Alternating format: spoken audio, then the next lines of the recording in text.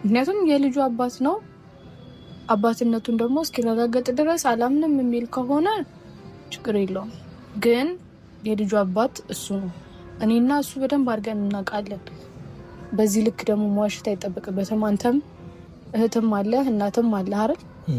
በነዛ ወገን አድርገህ ስታስበው ሁሉም ነገር ልክ አይደለም እና በዚህ ልክ እኔ ላይ እንደዚህ መሆናችሁ ልክ ነው ብዬ አላስብም። ምክንያቱም እኔ ማድረግ ያለብኝ እና ያደረኩት በቃ መቻል ስላቃተኝ ነው። ሁሉም ነገር ከልክ በላይ ስለሆነብኝ ነው ሁሉንም ነገር ፊት ለፊት አውጥቼ መናገር የፈለኩት። እና ለምን ታለቅሻለሽ? አሁን እኮ አንቺን ስሜታዊ እኔ የፈለኩት እኮ ተረጋግተሽ እንድታወሪኝ ነገሮችን እንዴት መቋጨት እንዳለብን እንድንወያይ ነው እንጂ አንቺን ለማስለቀስ ወይ አንቺ ላይ ለመፍረድ ኦር አንቺ ነሽ ጥፋተኛ አንቺ ነሽ ምክንያቷ እንደዚህ ሀይሚ ለመሆኑ አልልሽ አይደለም የመጣው። ነገር ግን ነገሮችን እንዴት አድርገን ነው መቋጨት ያለብን? ቢኮዝ አሮን ነው ሜቢ ልጁ የአንቺና የብሩክ ቢሆን ለራሱ ፋይናንሻሊ ምናምን ነው አይደል ሰፖርት ሊያደርግ የሚችለው ይሄ ልጅ በዛ ልክ ብቻ አይደለም እንዲሁ የሚፈልገው። ምክንያቱም ይሄ ልጅ ላይፋችሁ እንደገና እንዲመለስ ትፈልጋለች። አባትም ፍቅር አግኝቶ ማደግ አለበት ብዬ አምናለሁ። አንተ ለምሳሌ የሆነች ፍቅረኛ ያለችክ እንደዚህ አይነት ነገር ተፈጠረ፣ በመሀላችሁ የሆነ ችግር ተፈጥሮ ተራርቃችኋል ልበል። ለልጅ ስትል ማድረግ ያለብህን ነገር ታደርጋለህ አታደርግ? እሺ ግን አሁን እኮ እዛ ደረጃ ላይ አልደረስንም። አንደኛ ልጁ የእሱ ነው አይደለም አላምን ወይም ደግሞ አላወቀንም አይደለ? አንቺና እሱ ፈጣሪ ናቸው የምታውቁት። ከዚህ በፊት እንዳልኩት እንደዛ ቢሆን ለራሱ ያንን ነገር የምንቀርፍበትን መንገድ መወያየት ነው እንጂ ያለብን አንዴ ጥፋት ኖረዋል ተብሎ ሌላ ጥፋት መደገም አለበት።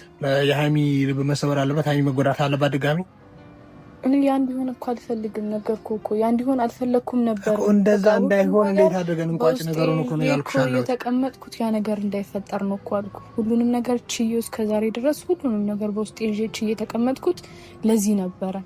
ምክንያቱም እኔም ሴት ልጅ ነኝ ነገርኩ። የማንም ሴት ልጅ ህይወት ሲጎዳ ማየት አልፈልግም።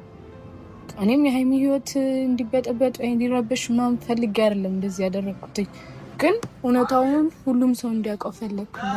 ምክንያቱም አልቻልኩም። ይህን ሁሉ ጊዜ ችዬ ተቀምጫለሁ። ግን ከዚህ በላይ ደግሞ አቃተኝ፣ ከበደኝ። በዛም ነው ሁሉም ነገር ፊሌክት እንዲወጣ የፈለግኩት። እሺ እኮ እንደዛም ቢሆን አሁን ላይክ ሀይሚ እና ብሩክ ያላቸውን ግንኙነት በማይሸረሽር ሁኔታ እንዴት አድርገን ነው ያንቺን እንትን ማድረግ ያለብን፣ ያንቺን ጉዳይ ማስኬድ ያለብን? ያን ነገር ላይ ነው እንድንወያይ የፈለግኩት እኔ። ለምሳሌ ልጅ ቢኖር ለራሱ ፋይናንሻል ያለ ነው። እኔም እንደ ጓደኛ የሆነ ነገር ሰፖርት ማድረግ አለብኝ። ሀዊልዱ ቢኮዝ ሴት ነሽ፣ ይገባኛል ምን አይነት ፔንፉል ጊዜ ልታሳለፊ እንደምትችይ ይገባኛል፣ እረዳለሁኝ። እንደዛም ቢሆን ግን ደግሞ አንድ ሌላ ህይወት ተበላሽተዋል ተብሎ ድጋሚ ሌላ ህይወት መበላሸት አለበት ብዬ አላምንም። ቢያንስ ሌላውን ታይ ቢያንስ ሀይሚ ከሆስፒታል እስከምትወጣ ሰዓት ድረስ ነገሮች እስኪረጋጉ ድረስ ወደ ህይወታቸው መተሽ ሌላ ረብሻ ባይፈጠር ይህንን ልታደርጊልኝ ትችላለሽ? ወደ ህይወታቸው ሳይሆን እኔ ነገርኩ እኮ አሁን